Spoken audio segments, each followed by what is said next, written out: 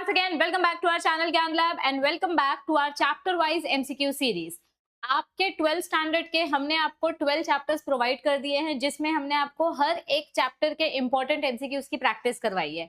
आज हम आपको सॉल्व करवाने वाले हैं chapter number 13 that is organisms and population वाले चैप्टर के इंपॉर्टेंट एमसीक्यूज।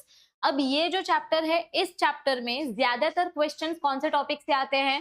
जो लास्ट के दो टॉपिक्स है, यानी पॉपुलेशन इंटरैक्शन और पॉपुलेशन पिरामिड वाला टॉपिक। इन दो टॉपिक्स में से ही आपको ज्यादातर सीईटी क्वेश्चंस पूछे जाते हैं। तो आज का सेशन स्टार्ट करने से पहले मैं सिर्फ एक चीज याद दिला दूं, ये जो सेशन है, ये सेशन एमएसटी सीईटी वाले बच्चे भी देख सकते हैं और नर्सिंग सीईटी वाले बच्चे भी देख सकते हैं, क्योंकि इस सेशन में हम जितने भी एमसीक्यूज प्रैक्टिस करेंगे ये सारे एमसीक्यूज दोनों स्टूडेंट्स के लिए यूजफुल होंगे। ठीक है, तो चलो एमसीक्यू का आंसर आपको नीचे करना है। मैं कमेंट सेक्शन देख रही हूँ और साइड बाय साइड आपको अपनी एक बुक में लिखते जाना है कि आज आपके टोटल कितने एमसीक्यूज करेक्ट थे, और वीडियो के एंड में आपको नीचे कमेंट करना है कि आज के टोटल 20 एमसीक्यूज में से आपके कितने करेक्ट एमसीक्यूज थे और कितने रॉन्ग एमसीक्यूज थे। जो एमसीक्यूज रॉन्ग हो जाएंगे, यानी कि आपने उस पैराग्राफ की थियोरी अच्छे से नहीं पढ़ी है, तो रॉन्ग टॉपिक्स के थियोरी को आपको फिर से रिवाइज करना है और फिर से मॉक टेस्ट सॉल्व करना है। ठीक है, चलो स्टार्ट करते हैं हम अपना आज का सेशन। ये रहा आपका फर्स्ट एमसीक्यू। क्वेश्चन में क्या पूछा गया है?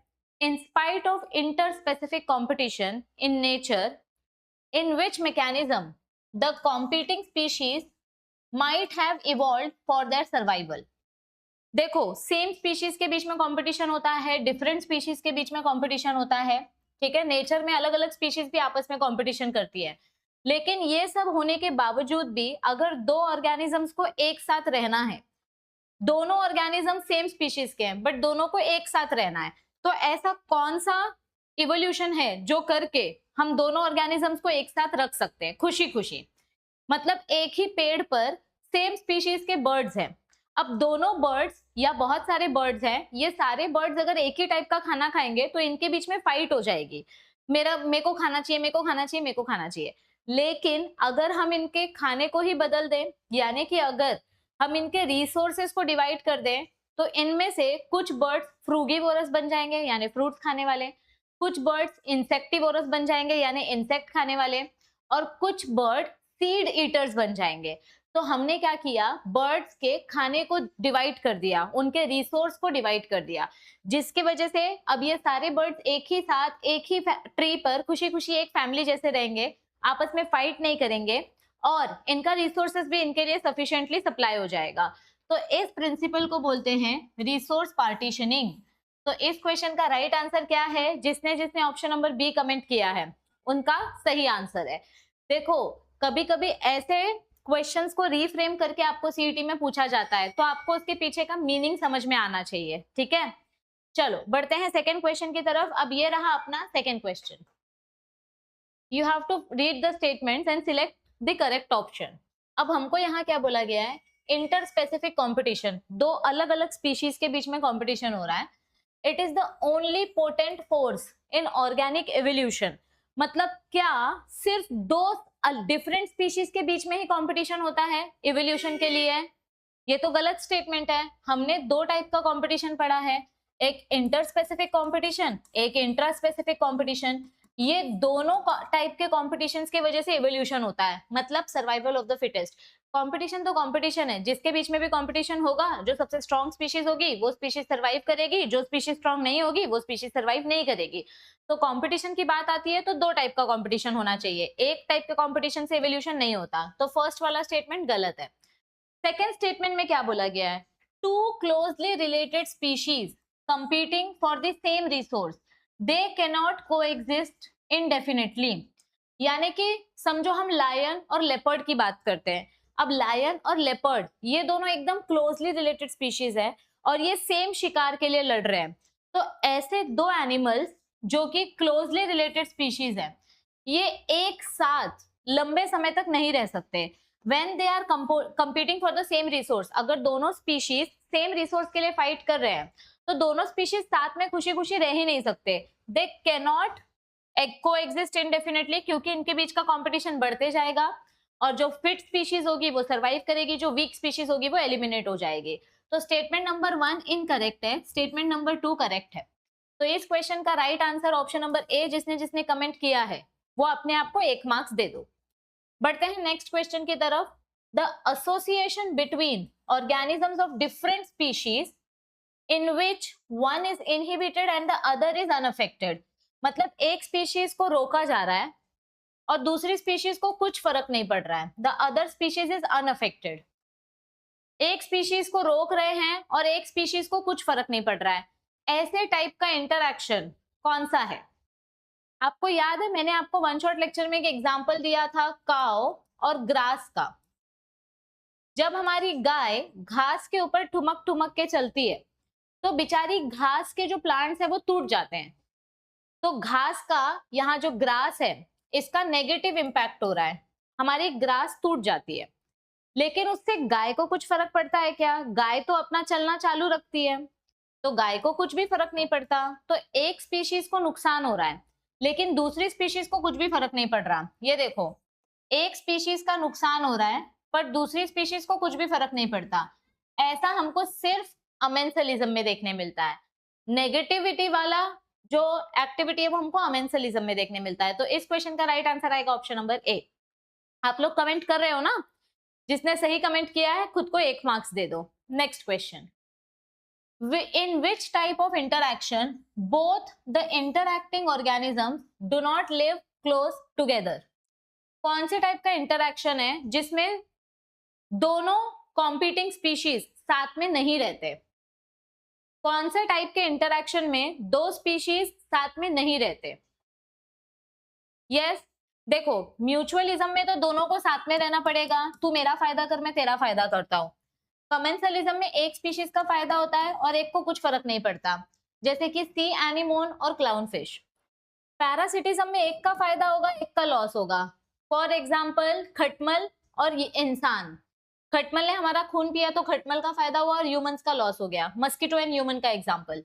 लेकिन कंपटीशन में क्या होता है? दोनों का ही नुकसान होता है। मैं तेरे को मारूंगा तू मेरे को मारेगा, तुझे भी चोट लगेगी मुझे भी चोट लगेगी। इसीलिए कंपटीशन वाले स्पीशीज में ये दोनों स्पीशीज कभी भी एक साथ नहीं रह सकते। दे कैन नॉट को एग्जिस्ट टूगेदर, क्योंकि कंपटीशन में हमेशा दोनों स्पीशीज का नुकसान होता है। तो इस क्वेश्चन का राइट आंसर क्या आएगा? Option number C. Moving on to the next question. Cuscuta is an example of dash.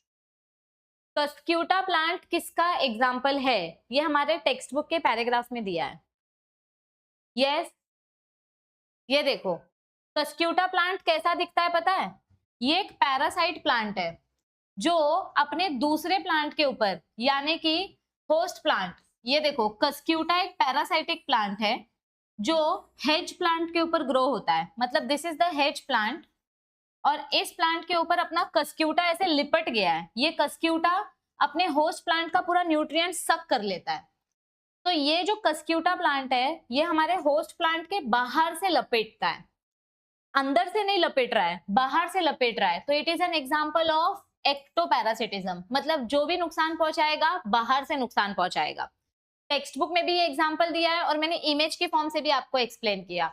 देखो ऐसे टाइप के क्वेश्चंस प्रैक्टिस करने से ही आपका सीईटी एग्जाम क्रैक होगा। अब मुश्किल से 19 दिन बचे हैं, 18 दिन बचे आपके सीईटी एग्जाम के लिए, और अगर आपने अभी भी एमसीक्यू सॉल्व करना स्टार्ट नहीं किया तो आप बहुत पीछे रह जाओगे।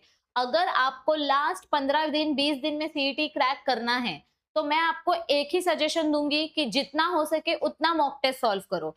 अब जो स्टूडेंट्स हमारे चैनल में अभी अभी जुड़े हैं, जो न्यू सब्सक्राइबर्स हैं, आपको अगर पता नहीं है तो मैं आपको बता दूं, हमारा एक प्ले स्टोर पर ऐप है।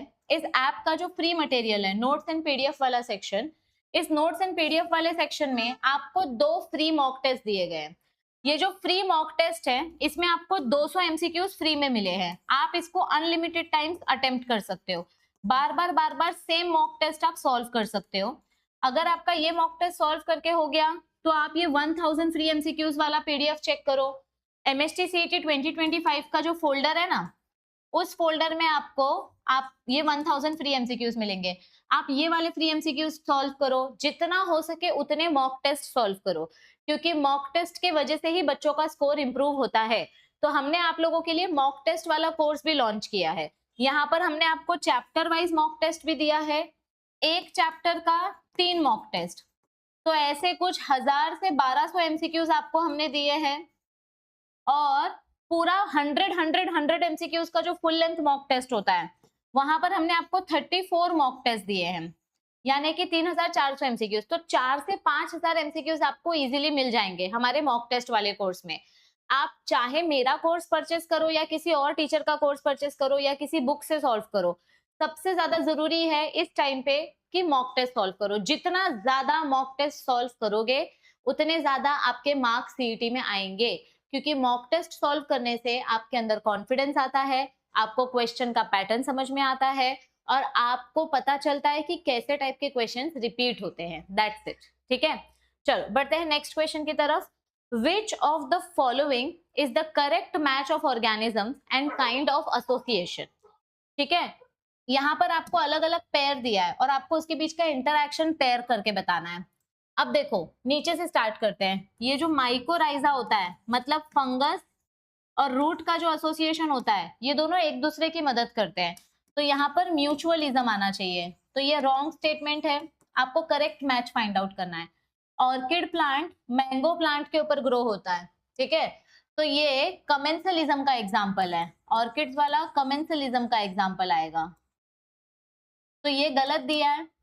अलगे और फंगस ये दोनों मिलके लाइकेंस बनते हैं और लाइकेंस ये म्यूचुअलिज्म रिलेशनशिप दिखाता है, दोनों एक दूसरे को पानी और खाना प्रोवाइड करते हैं, तो ये करेक्ट है।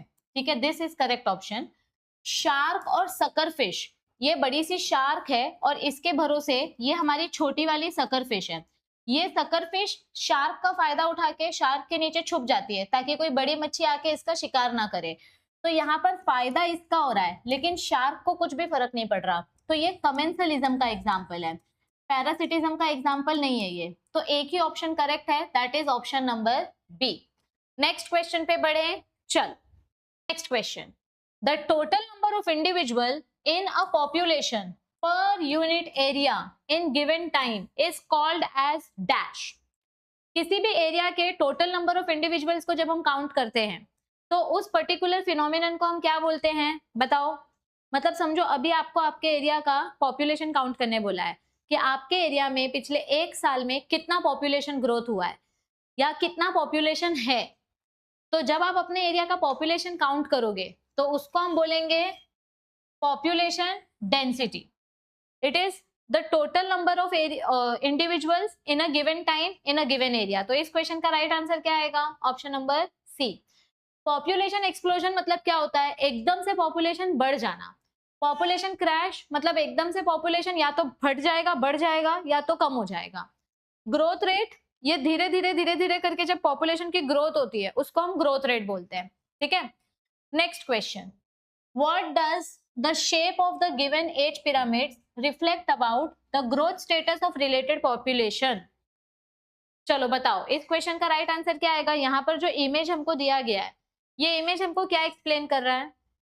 मैंने आपको क्या पढ़ाया था कि जब यंग पीपल ज्यादा होते हैं तो उस कंट्री में आगे जाकर पॉपुलेशन बढ़ता है, और जिस कंट्री में सीनियर सिटीजन ज्यादा होते हैं और यंग पीपल कम होते हैं तो उस कंट्री का पॉपुलेशन आगे जाके कम होता है। यहाँ पर यंग लोगों का पॉपुलेशन ज्यादा है और सीनियर सिटीजन्स कम है, तो यहाँ पर पॉपुलेशन 10 साल के बाद बढ़ेगा, द पॉपुलेशन विल एक्सपांड। और यहाँ पर सीनियर सिटीजन्स का पॉपुलेशन ज्यादा है और यंग लोगों का पॉपुलेशन कम है, तो मतलब आगे जाकर ये लोग अडल्ट बन जाएंगे बट आगे बच्चे ही कम है ना, तो ये ज्यादा बच्चे पैदा भी नहीं कर पाएंगे क्योंकि इनका ही पॉपुलेशन कम है। तो ये देखो जहां पे यंग लोग ज्यादा होते हैं वहां पर पॉपुलेशन ग्रो होता है, जहां पर यंग लोग कम होते हैं और सीनियर सिटीजन ज्यादा होते हैं वहां पर पॉपुलेशन स्लो होता है, नेगेटिव ग्रोथ दिखाता है। तो यहाँ पर पॉपुलेशन डिक्लाइन होगा, यहाँ पर पॉपुलेशन एक्सपांड होगा। तो इस क्वेश्चन का राइट आंसर क्या आएगा, ऑप्शन नंबर सी। जिसने जिसने सी ऑप्शन कमेंट किया है जल्दी जल्दी खुद को राइट मार्क्स दे दो। Let's move on to the next question. Some organisms resemble other organisms and thus escape from enemies, this phenomenon is known as dash। मतलब क्या बोला है कि बचने के लिए बड़े बड़े शिकारियों से बचने के लिए कुछ एनिमल्स जो हैं वो अपना आकार बदल लेते हैं, अपना रूप बदल लेते हैं, जैसे गिरगिट है ना, गिरगिट खुद को बदल लेता है ताकि उसको कोई मार ना सके। तो ऐसे ऑर्गेनिजम्स जो एक्टिविटी दिखाते हैं, उस एक्टिविटी को हम क्या बोलते हैं? मतलब अपना रूप बदल लेना। बताओ।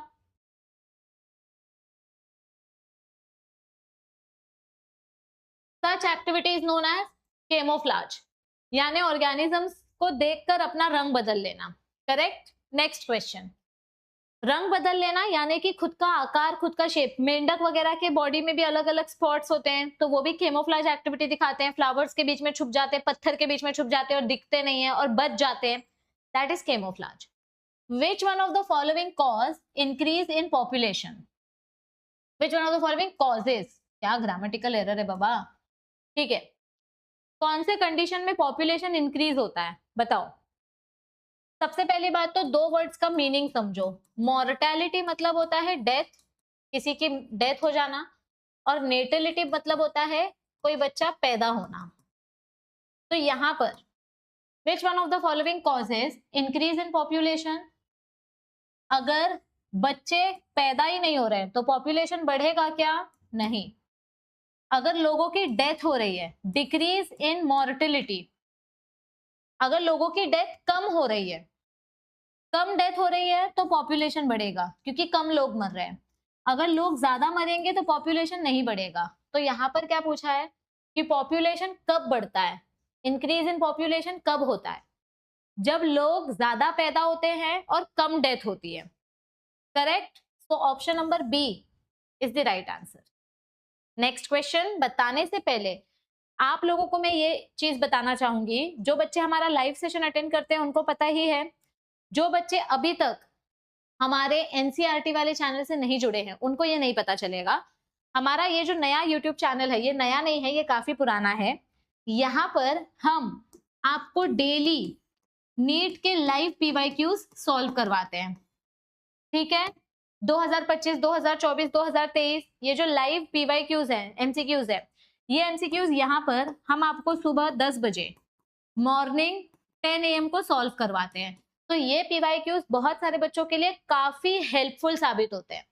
ओके, तो अगर आप चाहते हो कि आप भी लाइव एमसीक्यू सॉल्व करो, क्योंकि नीट एग्जाम बहुत ही जल्द आने वाली है, तो आप लोग इस चैनल को सब्सक्राइब करके रखो। इस चैनल की लिंक आपको नीचे डिस्क्रिप्शन में मिल जाएगी। यहाँ पर लाइव एमसीक्यूज मिलेंगे, यहाँ पर आपको एमसीक्यू के शॉर्ट्स देखने को मिलेंगे, यहाँ पर आपको एमसीक्यू के पोल्स भी देखने को मिलेंगे। तो कम से कम महाराष्ट्र बोर्ड के जो स्टूडेंट्स हैं, जो साल भर सिर्फ महाराष्ट्र बोर्ड पढ़ते हैं, कम से कम उन बच्चों के लिए ये काफी ज्यादा हेल्पफुल होगा। और बाकी जो एनसीईआरटी वाले बच्चे हैं उनके लिए तो डेफिनेटली हेल्पफुल होगा। तो जो बच्चे जी मुलं माझ्या महाराष्ट्र बोर्डची मुलं आहेत, जी वर्षभर फक्त महाराष्ट्र बोर्डची टेक्स्टबुक रीड करतात, त्यांच्यासाठी जास्त करून हे एमसीक्यूज खूप हेल्पफुल आहेत।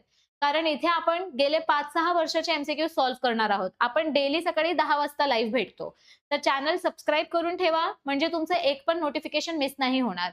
या चॅनलची लिंक तुम्हाला खाली डिस्क्रिप्शन मध्ये मिळेल। ठीक है, चलो। So next MCQ. Okay, now this is a very interesting question. एक बायोलॉजिस्ट है, एक साइंटिस्ट है, मतलब उन्होंने कुछ फिशेस का स्टडी किया। कार्प म्हणजे फिश। एक पॉन्ड में उन्होंने फिश का पॉपुलेशन स्टडी किया। तो उन्होंने क्या देखा, ही फाउंड द एवरेज नेटिलिटी। नेटिलिटी म्हणजे काय असते? बर्थ। तो इन्होंने जिस पॉपुलेशन का स्टडी किया वहां पर एवरेज बर्थ रेट कितना था? 300। मतलब बर्थ रेट वाज 300 और वहां पर डेथ रेट कितना था? 290। उस पॉन्ड में 300 बच्चे पैदा हुए, 290 बच्चे मर गए। बाहर से हमने कितनी फिशेस लाई? ऐड की। इमिग्रेशन मतलब बाहर से लेकर आना, 40 फिशेस। और इस पॉन्ड में से कितनी मच्छी निकाल के हमने बाहर डाल दी? एमिग्रेशन मतलब कहीं और लेके चले जाना, बाहर चले जाना, 40 फिशेस। तो अब आपको यहाँ पर पॉपुलेशन इंक्रीज बताना है कि टोटल पॉपुलेशन कितना इंक्रीज हुआ है। पॉपुलेशन डेंसिटी कैलकुलेट करने के लिए हमारे पास ये फॉर्मूला है। इस फॉर्मूला में ये वैल्यूज इनपुट करो, ये वाला फॉर्मूला लगाओ। Birth plus immigration, death plus emigration. देखो, birth plus immigration minus death plus emigration, calculate करो।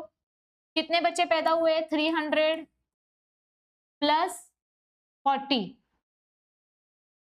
माइनस कितने लोगों की डेथ हुई? 290। कितने लोग एग्जिट हुए? 40। बराबर, कैलकुलेट करो। 340 माइनस 330, तो यहाँ पर नेट इंक्रीज कितना हुआ? 10 फिशेस का पॉपुलेशन इंक्रीज हुआ। तो इस क्वेश्चन का राइट आंसर क्या आएगा? Option number C. कभी कभी ऐसे टाइप के क्वेश्चन्स भी आपको सीईटी एग्जाम में पूछे जाते हैं, म्हणून तुम्हाला हे फॉर्म्युला लक्षात असलं पाहिजे.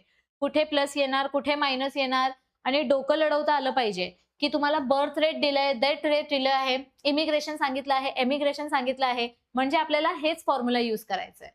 ओके, समझा सबको ये क्वेश्चन? चलो नेक्स्ट क्वेश्चन.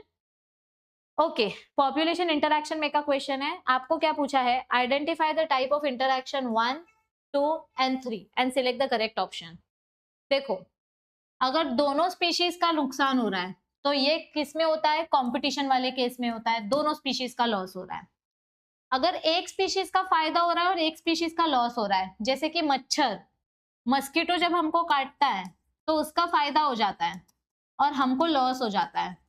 तो मस्कीटो पैरासाइट है, ये पैरासिटिज्म भी आ सकता है या प्रिडेशन भी आ सकता है, जैसे कि ईगल स्नेक को खा लेता है, तो दोनों राइट है. अगर एक स्पीशीज का फायदा हो रहा है और दूसरे को कुछ फर्क नहीं पड़ता, जैसे कि समझो क्लाउन फिश का फायदा हुआ और सी एनिमोन को कुछ फर्क नहीं पड़ा, सी एनिमोन, तो ये हो जाएगा कमेंसलिज्म. तो अभी मैच करो. कंपटीशन फर्स्ट ऑप्शन आएगा, सेकंड आएगा predation parasitism. First option is competition, एक का फायदा एक का लॉस. प्रिडेशन पैरासिटिज्म दोनों ही बराबर है ना, दोनों ही सेम है. और तीसरा आएगा कमेंसलिज्म. तो अब ये दोनों ऑप्शंस करेक्ट है. ये देखो, कंपटीशन में नेगेटिव, कंपटीशन, प्रिडेशन और पैरासिटिज्म दोनों सेम है, और कमेंसलिज्म में एक का फायदा होता है और एक को कुछ फर्क नहीं पड़ता, ये वाला. तो यहाँ पर ऑप्शन नंबर बी एंड सी दोनों सेम है, तो राइट आंसर क्या आएगा? Option number D. यस. चलो नेक्स्ट क्वेश्चन.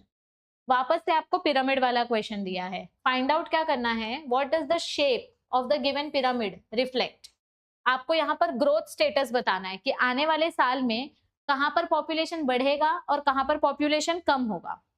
जहां पर यंग पॉपुलेशन ज्यादा होता है वहां पर पॉपुलेशन बढ़ेगा, रैपिड ग्रोथ. ये ग्राफ ऐसा है, तो यहाँ पर ग्रोथ बढ़ने वाली है, एक्सपांड होने वाली है. ठीक है. यहाँ पर क्या होगा? यहाँ पर यंग पॉपुलेशन और ओल्ड पॉपुलेशन ऑलमोस्ट सेम है, तो यहाँ पर ग्रोथ स्टेबल रहने वाली है, मतलब स्लो ग्रोथ होने वाली है. और यहाँ पर क्या होने वाला है? ग्रोथ कम होने वाली है, डिक्लाइन होने वाली है, पॉपुलेशन कम होने वाला है, क्योंकि यंग पॉपुलेशन भी कम है, ओल्ड पॉपुलेशन भी कम है, लेकिन रिप्रोडक्टिव एज ग्रुप वाले लोग ज्यादा है. तो जब ये लोग बुढ़े हो जाएंगे तो इनकी जगह लेने के लिए यहाँ पर लोग ही नहीं है, यंग टीनेजर्स कम है, तो पॉपुलेशन कम हो जाएगा इस कंट्री का. So option number C is the right answer. Moving on to the next question. Which of the following statement is correct. Population is a group of individuals of single species found in an area. Population same species के होने चाहिए. They belong to same species. This is correct. Population of different species that live and interact together. तो उससे मिलके बनता है community. जब अलग अलग species के लोग एक साथ रहते हैं, this is community. This is correct. Individuals of population they interbreed freely. Population के जो ऑर्गेनिजम्स होते हैं क्या वो फ्रीली इंटरब्रीड करते हैं? करेक्ट. तो इसमें से कोई भी स्टेटमेंट गलत नहीं है, सारे स्टेटमेंट राइट हैं. कभी कभी ऐसा क्वेश्चन भी आता है कि एक भी ऑप्शन गलत नहीं है, सब सही है. तो आपको इसके लिए इतना कॉन्फिडेंट रहना पड़ेगा कि आप श्योरली ये आंसर टिक कर सको, प्रेशर में आके कुछ भी अंडा गुंडा सिलेक्ट ना करो. ठीक है.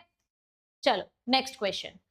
विच of the following statement is incorrect. बताओ. Which of the following statement is incorrect? Predator feeds on another organisms called prey. क्या ये correct statement है? क्या दिया है? Predator feeds on another organism called prey. Predator prey को खाता है, बराबर. Predator मतलब ईगल, शिकारी, और prey मतलब शिकार, snake. तो ये correct statement है. Predator is large and strong. Correct. शिकारी हमेशा बड़ा होता है और ज्यादा पावरफुल होता है। Predator helps in maintaining species diversity in a community. Predator की वजह से स्पीशीज डाइवर्सिटी मेंटेन होती है क्या? नहीं, प्रीडेटर तो प्रे की पॉपुलेशन को खत्म कर देता है, तो ये गलत स्टेटमेंट है। In predator and prey relationship the weaker organism is benefited. एक मिनट, ये करेक्ट है, ये गलत है। जो वीक ऑर्गेनिज्म रहेगा उसको फायदा थोड़ी होगा, जो वीक ऑर्गेनिज्म है वो तो मर जाएगा। तो एक तरीके से देखा जाए तो ये वाला स्टेटमेंट गलत है, ये फिर भी सही है कि प्रेडेटर के वजह से प्रे स्पीशीज का पॉपुलेशन बैलेंस रहता है, लेकिन प्रे स्पीशीज का कभी फायदा नहीं होता, तो ये वाला स्टेटमेंट गलत है। Okay, next, which of the following statement is incorrect? फिर से इनकरेक्ट स्टेटमेंट पूछा है। Parasite feeds on another organism called host, ये करेक्ट स्टेटमेंट है। पैरासाइट्स हमेशा होस्ट ऑर्गेनिज्म पे डिपेंड करते हैं, ये देखो ये होस्ट पे डिपेंड करते हैं, this is right. Parasite is smaller than host, ये भी करेक्ट है। पैरासाइट का साइज काफी छोटा होता है तभी ये बॉडी पे चिपक के रहते हैं, correct. Parasites feed over the host from the inside only, ये गलत है। पैरासाइट हमारी बॉडी के अंदर जाके भी हमको डिस्ट्रॉय कर सकते हैं और ये बॉडी के बाहर से भी हमारा खून चूस सकते हैं। ऐसे पैरासाइट्स को हम एक्टोपैरासाइट्स बोलते हैं। तो पैरासाइट्स अंदर से भी हमको डैमेज करते हैं और बाहर से भी डैमेज करते हैं, तो ये वाला स्टेटमेंट गलत स्टेटमेंट है। In parasite and host relationship the smaller organism is benefited. छोटा ऑर्गेनिज्म मतलब कौन? पैरासाइट। पैरासाइट छोटा होता है ना, जैसे खटमल, मस्किटो, उसका हमेशा फायदा होता है, तो ये करेक्ट है। Only option number C is incorrect. Moving on to the next question, which of the following statement is incorrect? Density of population is mainly determined by natality and mortality rate. कितने बच्चे पैदा हो रहे हैं, कितने लोगों की डेथ हो रही है, इससे हम कैलकुलेट करते हैं कि उस एरिया का पॉपुलेशन कितना होगा। The changing nature of population is called dynamics of population. This is also correct. This is also correct. Population कम हो रहा है, ज्यादा हो रहा है, इसको हम population dynamics बोलते हैं। Density of population is not influenced by migration. Density of population is not influenced by migration. अगर किसी एक एरिया से 10-15 घर के लोग कहीं और चले गए रहने के लिए, तो उस एरिया का पॉपुलेशन चेंज नहीं होगा क्या? चेंज हो जाएगा ना। अगर मेरे एरिया से 10-15 लोग खाली करके चले गए तो मेरे एरिया का पॉपुलेशन कम हो जाएगा, तो माइग्रेशन की वजह से पॉपुलेशन डेंसिटी चेंज होता है, तो ये गलत स्टेटमेंट है। यहाँ पर क्या बोला है कि कुछ फर्क नहीं पड़ेगा, बट फर्क पड़ेगा। Population is a group of individual which belong to the same species, ये करेक्ट है। तो सिर्फ एक ही स्टेटमेंट गलत है, that is option number C. Next question, Which of the following is a correct statement? Finally, correct statement वाला question आया। The population increases when mortality is more than natality. मतलब अगर ज्यादा डेथ हो रही है और कम बच्चे पैदा हो रहे हैं तो पॉपुलेशन बढ़ेगा कि कम होगा? ज्यादा लोग मर रहे हैं तो पॉपुलेशन कम होगा ना, पॉपुलेशन डिक्रीज होगा, इंक्रीज नहीं होगा, तो ये गलत स्टेटमेंट है। Second statement, the population becomes stable when mortality is more than natality. ये भी गलत है। अगर ज्यादा लोगों की डेथ होगी तो पॉपुलेशन स्टेबल कैसे होगा? पॉपुलेशन कम हो जाएगा, तो ये भी गलत स्टेटमेंट है। The population declines when mortality is more than natality. ये सही स्टेटमेंट है। अगर ज्यादा लोग मरेंगे तो पॉपुलेशन डिक्लाइन होगा, this is correct statement. The population decrease if natality is more. अगर ज्यादा बच्चे पैदा हो रहे हैं तो पॉपुलेशन इंक्रीज होगा, डिक्रीज नहीं होगा, तो इस क्वेश्चन का राइट आंसर आएगा ऑप्शन नंबर सी। एक ही स्टेटमेंट करेक्ट है, बाकी सब स्टेटमेंट गलत है। Next, second last question of the day, if the stronger partner is benefited and the weak partner is damaged, मतलब यहाँ पर एक पार्टनर का फायदा हो रहा है और एक पार्टनर को कुछ फर्क नहीं पड़ रहा है, तो ये कौन से टाइप का रिलेशनशिप है? प्रिडेशन में ईगल का फायदा होता है, स्नेक का लॉस हो जाता है। अमेंसलिज्म में सिर्फ एक का लॉस होगा और एक को कुछ फर्क नहीं पड़ेगा। काउ एंड ग्रास, सिम्बायोसिस में दोनों का फायदा होगा, यहाँ पर एक का फायदा होगा, एक का कुछ फर्क नहीं पड़ेगा, तो हमको ये पूछा है। तो इसका आंसर क्या आएगा? प्रिडेशन। यस। अब लास्ट क्वेश्चन दिखाने से पहले मैं आपको एक बार फिर से याद दिला रही हूँ, जो बच्चे नीट एग्जाम देने वाले हैं हमारी नीट वाली चैनल को सब्सक्राइब करो। नीट वाले चैनल की लिंक आपको नीचे डिस्क्रिप्शन में मिल जाएगी। जो बच्चे इस साल सीरियसली सीईटी एग्जाम देना चाहते हैं तो हमारी इस चैनल को सब्सक्राइब करके अपने फ्रेंड्स के साथ शेयर करो। यहाँ पर हम सीईटी के एमसीक्यूज भी सॉल्व कराते हैं, नर्सिंग के एमसीक्यूज भी सॉल्व करवाते हैं। और अगर आप लोगों ने अभी तक सीरियसली मॉक टेस्ट सॉल्व करना स्टार्ट नहीं किया है तो प्लीज मॉक टेस्ट सॉल्व करना स्टार्ट करो। चाहे किसी भी टीचर का मॉक टेस्ट सॉल्व करो, पर मॉक टेस्ट सॉल्व करो तो ही आपके सीईटी में अच्छे मार्क्स आएंगे। ठीक है, चलो आई होप, ऐसा मैं होप कर रही हूँ कि आपने वीडियो को लाइक करके शेयर कर दिया है, चैनल को सब्सक्राइब कर दिया है। ठीक है, अब मैं लास्ट क्वेश्चन दिखाने जा रही हूँ। लास्ट क्वेश्चन देखने के बाद सब लोग नीचे कमेंट करेंगे कि आज आपके टोटल कितने क्वेश्चंस करेक्ट है। ठीक है, तो ये रहा आपका लास्ट क्वेश्चन। एशियन कोयल और इंडियन क्रो कौन से पर्टिकुलर इंटरैक्शन का एग्जाम्पल है? 3 इडियट्स मूवी अगर आपने देखी होगी तो आपको पता होगा कोयल बहुत शानी होती है, अपना अंडा कौवे के नेस्ट में डाल देती है, फिर कोयल का बच्चा कौवे के सब अंडे को गिरा देता है। तो कोयल और क्रो के बीच में क्या रिलेशनशिप है?